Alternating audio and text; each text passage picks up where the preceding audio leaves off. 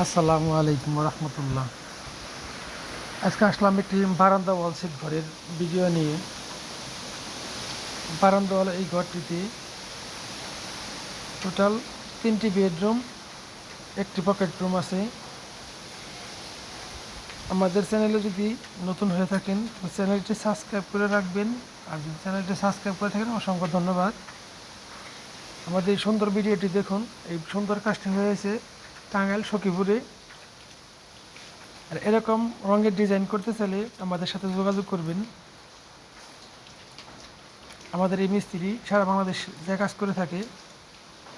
আর আমাদের যে রাজমিস্ত্রি বা পরামর্শ যদি দরকার থাকে তাহলে ডিসক্রিপশন নাম্বারে বক্সে নাম্বার দেওয়া থাকবো, নাম্বার যোগাযোগ করবেন। অনেক সুন্দর এই স্ল্যাবগুলো করা হয়েছে। এসে দেখুন ফুলের ডিজাইনগুলো, প্রত্যেকটি ডিজাইন অসাধারণ, একদম নিখুঁত। এতে রং মিস্ত্রি আঙ্গেলের নাম্বার।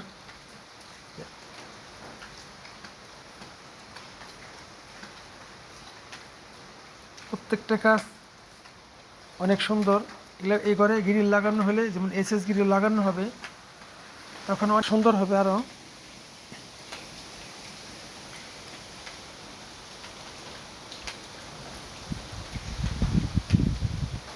এই হলো বেঞ্চ বা র্যামসিঁড়ি।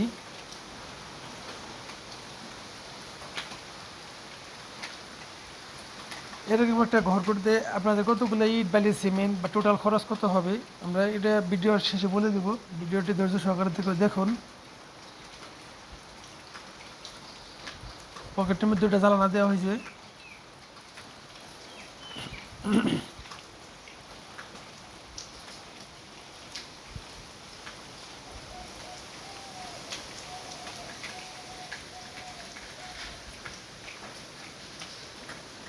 এরকম একটা টালিটিন, এরকম একটা ঘরে টালিটিন করতে গেলে, যেমন 24 হাত ঘরে টালিটিনের জন্য 1,20,000 টাকা লাগে।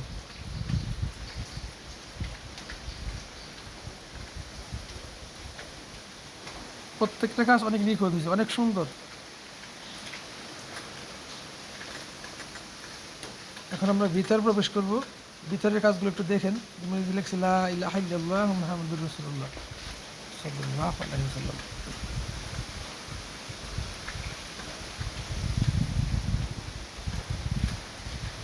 এগুলা হাতে ডিজাইন করা হয়েছে।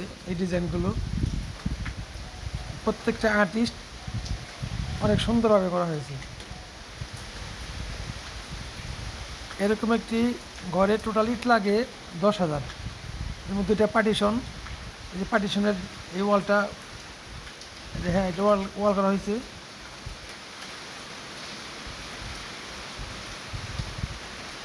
রঙের কাজগুলো অনেক সুন্দরভাবে করা হয়েছে। এক ডিজাইন জানালার সাইজ দেওয়া আছে 4 ফিট বাই 4.5 ফিট।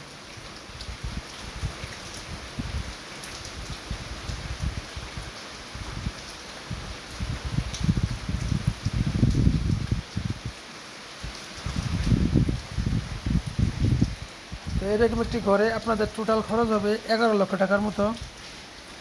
এই যে পানির ফোঁটার ডিজাইন করা হয়েছে, অনেক সুন্দর ডিজাইন। দেখুন সিনারিগুলো অনেক নিখুঁত। তাই এরকম ডিজাইন করাতে চাইলে আমাদের সাথে যোগাযোগ করবেন।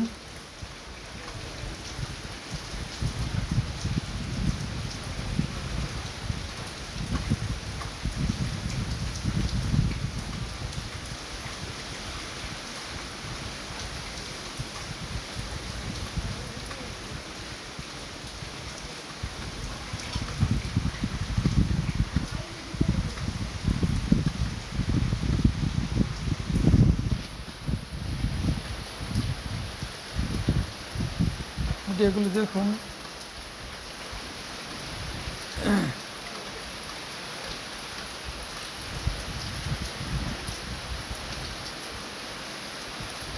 সিলিং করা হয়েছে টিন দিয়ে।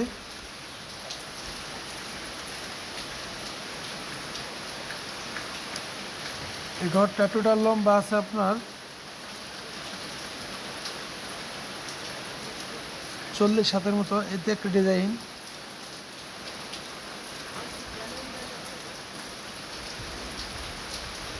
আজ এ পর্যন্তই, দেখা হবে।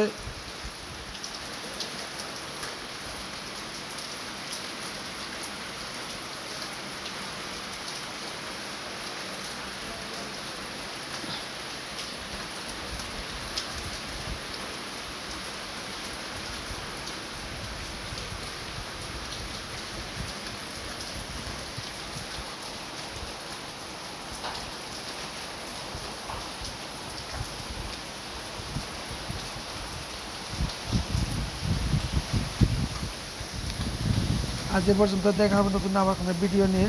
সবাই আল্লাহর রহমতে ভালো থাকুন এবং সুস্থ থাকুন। আসসালামু আলাইকুম রহমতুল্লাহ।